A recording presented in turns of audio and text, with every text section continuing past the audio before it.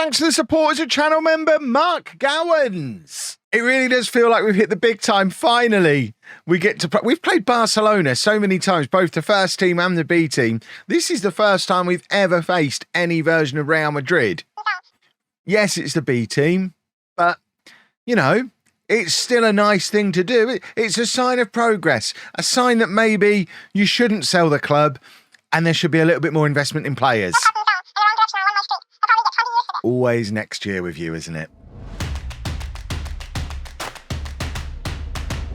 Hello and welcome to part 54 of Holiday Home. I'm Kevin. Coming up on today's episode, we finally, after all these years, get to play Real Madrid B. Real Madrid in Holiday Home. I'm very excited to do that. We also play Zaragoza in the second match in today's episode. Since you were last with me, we've continued to win home games and lose away games, which is form that's good enough to get us to mid-table, so I'm absolutely fine with it. The other thing that we've done is bring in a load more loans because we still had squad gaps. Half of the ones that we signed on deadline day have just been moved straight into the B team because they were free. We didn't really need them. There's no limit on the amount that we bring in, so we just stocked up the B team. And if we pick up injuries as the season goes on, we can just yoink someone out of the B team and slot them straight back in. But 18 players on loan at the club now. I don't like to do stuff that's that exploity and silly and broken sounding, but if you saw the transfer special a few episodes ago, you'll see how necessary it was, because without bringing in these loans, we had a squad of 14 players, one of which was injured. I may have gone a little far the other way, but I'm happy being on this side of the line. That's for sure. So you'll meet the new boys as they appear in the team. I'm not going to introduce you to every single one of them, but this is the team that we are going to put out there for the game against Real Madrid. It's Rodrigo in goal, a back four of Guigan, Joffrey, Galdino and Zander, Koulibaly and Rabiot in midfield, Martinez, Perez, Bernal and Torres, who is one of the new boys. He is a Spanish striker who can also play on the right-hand side. He's on loan from Huesca and has scored goals previously. He's going to be on the right. I don't know why I've got him in as an inverted winger. That seems... let's make him an inside forward. He's a striker playing out there. He can be an inside forward. And then Ivan Luis, of course, up front. Let's get this team submitted. I have no idea how good Real Madrid are going to be. I mean, obviously Barcelona B are down in the division below and we finished above them 2 seasons in a row. So just because it's Real Madrid's B team doesn't mean they're necessarily going to be any good. They obviously can't get promoted from this league because Real Madrid are in the league above. So there's not really any incentive for them to load their B team up the way we've loaded our B team up to with some of these loans that have just come in, but they're still likely to have some pretty talented youngsters in there, and it's just fun. Like I say, we've not had the opportunity to play Real Madrid so far. We've played Barcelona so many times, both main team and B team. It's just nice to play Real Madrid, he says. It'll get old fast once we've played them a few times. That's a decent cross from Martinez Perez that Ivan Luis can't quite turn past the goalkeeper. It remains 0-0, but we've had the best of the chances in those opening 15-20 minutes or so, and Martinez Perez has been a man reborn this season. I was just about done with him towards the end of last season. He just didn't seem to be moving on. He always had potential, but he'd been around for so long, didn't seem to be getting any better. He has taken this step up to the new league and looks like a new man. It is incredible. I guess I don't know whether he's done a Mick Powell over the summer or if he just needed higher quality of players to raise his game. Maybe he was getting complacent in the league that he was in. Maybe it's having better quality players around him. Maybe he plays better with an advanced forward, an Ivan Luis style striker, rather than a pressing forward as the man to aim at. But either way, he is looking pretty good. And here he goes again. Martinez Perez, and he very nearly doinks it into the top corner from, I mean, if anything, he's getting a little too confident now because he probably could have created a chance for a teammate there rather than shooting from a position he was never likely to score from. Goalmouth scramble. I think Rodrigo's kept that out. Galdino involved in the clearance as well, but we managed to keep Real Madrid at bay for a moment. They're trying to tee up a shot from the edge of the area here, but we're doing a good job of pressing them and stopping them from getting any time on the ball to do it, and it remains 0-0 as we hit half-time. Decent first half for us. We've definitely been the better of the two teams, but we're so poor away from home that we must win our home games, because if we don't, we're going to have a real problem because we don't look like winning an away game anytime soon. So despite it being Real Madrid's B team, we do need to go out there in this second half and find a way to grab a goal and grab a win. Koulibaly was injured, but now he's apparently not injured, or not injured enough for it to make a difference. So we'll leave Koulibaly on because he is a key man. He seems fine. And we'll probably take him off on the 70-minute mark and bring Alex Boxall on. But Koulibaly really is becoming one of our key players, so we don't want to sacrifice him unless we have to. Ivan Torres hasn't really worked out on the right-hand side today, so Sandoval can come on for him, and we're going to bring on Nico Martino for Ivan Luis. Martino has looked very good whenever he's played so far, and he's very much in danger of pushing past Ivan Luis to become our starting striker. Hopefully, he'll demonstrate why. Now, Bernal's brilliant, by the way. Boxall plays the ball forward, but there's no one there to chase onto it. Guigan brings it down to Martinez Perez, who is going to try and run it out wide and get the cross. In fact, plays it back to Guigan. Martinez Perez across to Martino. And as long as the ref doesn't stick he's stuck his finger in his ear again. That one felt onside to me.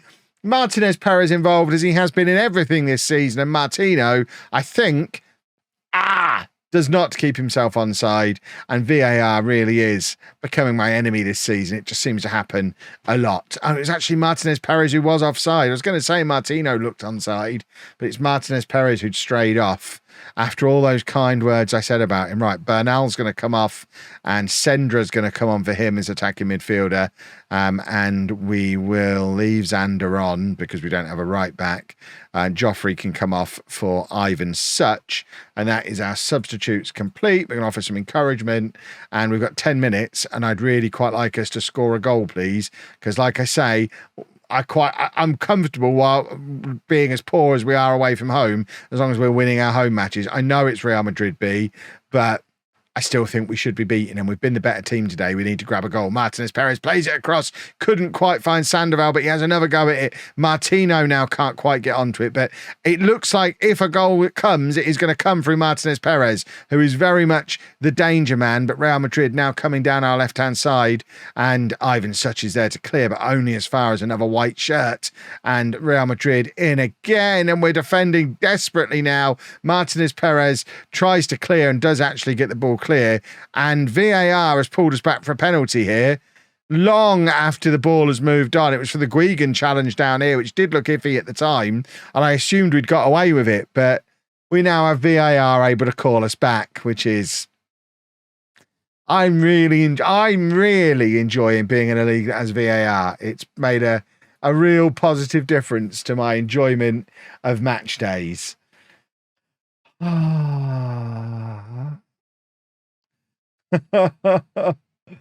Well, we need to win the away game now. Then we've gone attacking. We're demanding more. We've been the better team today.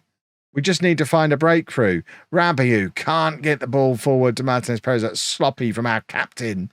And trying to close the Real Madrid play down. He does intercept this time. And now Sendra releases Martinez Perez, who's got Martino offside in the middle. He finds him. I don't know if he got back onside again. He looked well off at the start of that move. It is another tidy finish from Martino, and I don't even think we're consulting VAR. It counts. He must have got himself back onside. I said if we got a goal, it was going to come through Martinez Perez. That's exactly what's happened, and Martino has just dragged himself back onside, and it's 1-1. I'm going to keep attacking. I'd love to go and grab a winner in this one. Martinez Perez has been great. Martino's now got the corner. It's an in-swinger to the near post. Alex Boxall was there, but couldn't keep his header down. That would have been another step towards his inevitable knighthood after his long service at the club. But unfortunately, not today, Alex. Not today. A 1-1 draw there. Zaragoza have had a poor start to the season down in 19th, so we now need to break our habit of losing all our away games and go and pick up a win, because otherwise we start to get sucked into we're going to call it Trouble Land, and we want to avoid Trouble Land. Folks, it's Editing Kev here, just jumping in with a quick reminder because I've recorded a lot of these videos in advance because I'm about to go on holiday. But obviously, FM24 has now been announced. We've got a release date, we've got a price, and as ever, I've got a discount code for you. The link has been at the top of the description for the last couple of days. As of the time of recording, that means you can get FM24 pre-order, including the beta, from a Sega authorized reseller, cheaper than it would be on Steam or Epic, for £35 and 5p using discount code lollujo at Fanatical. Like I say, the link is at the top of the description. Obviously, hashtag ad and all that. If you use the link, it does provide a little bit of a kickback to me, help support the channel, and believe me, that little kickback from pre-order period every year is a big difference maker when it comes to being able to do this all year, going around into the summer. So I really appreciate those of you who've done it in previous years, those of you who've already done it. And if you would consider using my link, like I say, it saves you a little bit of money, makes me a little bit of money, keeps the lights on during these summer months where hardly anybody's watching the videos, and allows us to do series like this one when I probably should be chasing the bigger views with experiments and whatever up. You get the idea. It's appreciated. The link is there. Now back to the video. I'll be including this clip every couple of days for the next week or two. Learn how long it is. Skip through it once you're pre-ordered. I apologise, but needs must. Back to the video. Just a couple of days have passed since the previous game, so playing such a high tempo system, we are rotating a little bit, including giving a debut to Ivan Borrego, who is the highest paid player. Is he the highest? Yes, he is the highest paid player in the history of Holme. He's only 16 years old. We don't pay him anything, but his parent club pay him £13,000 a week at 16. Clearly, they have very high hopes for him. We've got Spain's future goalkeeper here playing for us. He makes his debut as a 16-year-old with Rodrigo dropping down to the bench. It's Zafra, Joffrey, Ivan and Guigan as the back four. Dan Grocott getting a start in midfield alongside Bernal, who drops back into central midfield, which is actually his best position, central midfielder as a box-to-box. So we might see him playing there a little more often. It does mean a rest for Martinez Perez. Rabiot moving out onto the left. Torres stays on the right. Gary comes in to make his debut in fact, it's not his debut, he came off the bench in the previous game. Gary comes in or a previous game. He's going to play as the attacking midfielder, and Martino is going to get a start for us up front. So quite shuffled around, but like I say, we've played a lot of football, rests were needed, and I'm particularly interested to see how this goalkeeper gets on, and also to see how we get on with Bernal playing as the box-to-box midfielder. It's a role that we have been using Rabiot for, and it's been working very well. Although Rabiot was originally moved back into central midfield to play as a mezzala, which doesn't really work in this system. But I am wondering, especially with an injury to Ivan Mutt that's just come up, if Torres doesn't work out on the right-hand side, Martinez Perez could potentially move over there with Rabiot on the left. Bernal could stay as the box-to-box.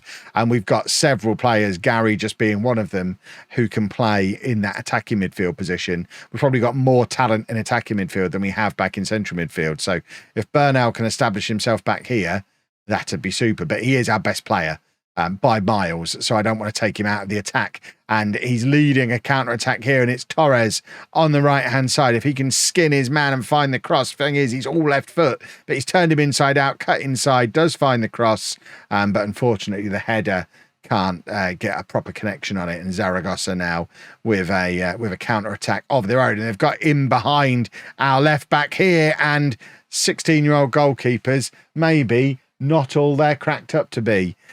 He can't get across in time, and it's 1-0 to Zaragoza. And I mean, we're not going to blame the goalkeeper for this one. We've got a little bit caught out of position. I don't know where Zafra is. I think he was up joining in with the attacks. It's Joffrey who was out there at left back trying to get across to cover, but he couldn't. And we might be about to lose another away game here, but hopefully we're going to show some character, find ourselves, dig deep, find ourselves an equaliser, and go and do some points. That'd be nice. We'd quite like that. But it is Zaragoza on the attack again, and oh dear. Well, he might be on 13 grand a week, but I'm getting flashbacks to the last time we had to play a 16-year-old in goal. I didn't enjoy that day.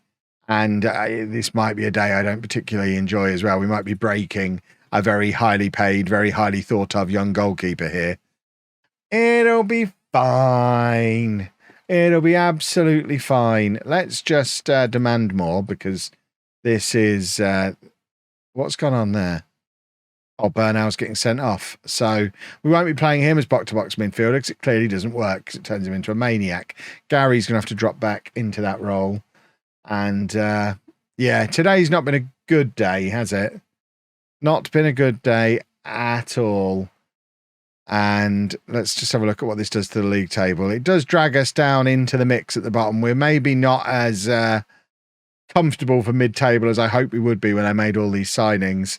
I think we've just signed a lot of players who are about as good as the players we already had, and the players we already had probably weren't good enough to stay up. So although we've got a lot of depth, we'd steamroller over the league below with this squad.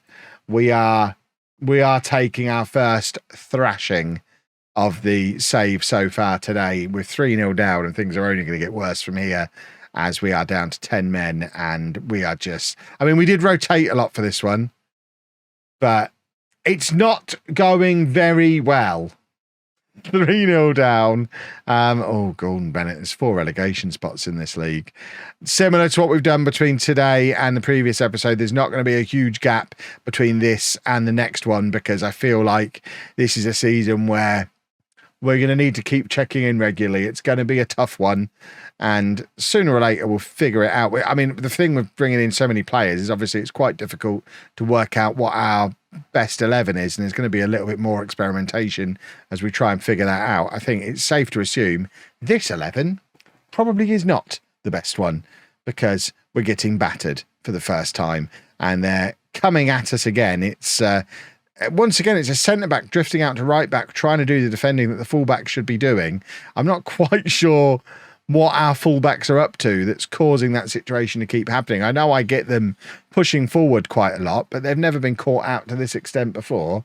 And frankly, not really enjoying it.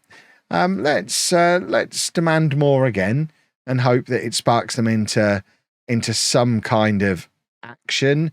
And the action is giving away a penalty. It's not been our day today, has it? Oh, yeah, penalty review. This is really... Do we care? Just give the penalty. Let them score. Let's move on. Obviously, I'm going to skip the replay. No one wants to see this replay. Rodrigo sat on the bench just chuckling into his unused goalkeeping gloves, knowing that he's going to be in again for the next game. I don't know that this young keeper's necessarily done anything wrong, but it obviously hasn't been his day, and Guigan has been absolutely shocking. So Xander's going to come on for him. Rabiou's also not had a good game, so Diop can come on for him. That will do for changes for now. They're a bit early, but we've just taken off the right back who's not performing and our captain. That's me being cross. Guigan's going to try and get himself sent off before I substitute him there, but luckily he was so slow to react to it, he didn't even manage to foul the guy when he was already there on a yellow card. They've got a striker called Ivan who's having a brilliant game. That makes things a little worse. Right, Diop is now injured, so Sandoval's going to come on. We're also going to take off Torres. Martinez Perez is going to come on, and that's all our substitutes use now. Well, can we just get to full time now? I would have liked to have been able to take off Martino as another youngster. He's had no service today, really. Taking Martinez Perez out hasn't really helped. And yeah, Martinez Perez. I mean, he's good. Martinez Perez. We mentioned before. Martinez Perez is good. He's having a good season, but he's not going to rescue this nonsense from. I mean, it's just gone wrong today. It's just gone very badly wrong. Gary in midfield plays it back to Joffrey, and now Zafra. So now we can keep possession. Now they don't even need it. They don't even want it. They're 4-0 up. They don't need the ball anymore. Look where Zafra is there, though. I mean, he's always been a winger playing at fullback. But my word, he was keen to get forward there for no reason. Because it doesn't matter if we score. We're not getting back into the game. And, yeah, they've been absolutely brutal punishing us. Whenever we try to attack, they just thump back at us. 5-0 now. And do we get a consolation goal? No, yes, maybe. No one really cares. It doesn't really matter. There is still much work to do here at home, boys and girls, if we are to stay in the second division this season, which I would obviously quite like to do because there's lots of money here. And if we when we get that money in, we'll obviously be in a much stronger position next summer to actually, you know, maybe sign a permanent player for the first time in nearly 3 years. That would be a novelty, won't it? We're literally relying on our own youth products and loans this season. There's going to be more days that end the way this one has ended, but hopefully not so many that we end up getting relegated. Ooh. If you've enjoyed that, please make sure you leave a nice big thumbs up on there for me. Subscribe to the channel for daily Football Manager videos, and thank you very much for watching.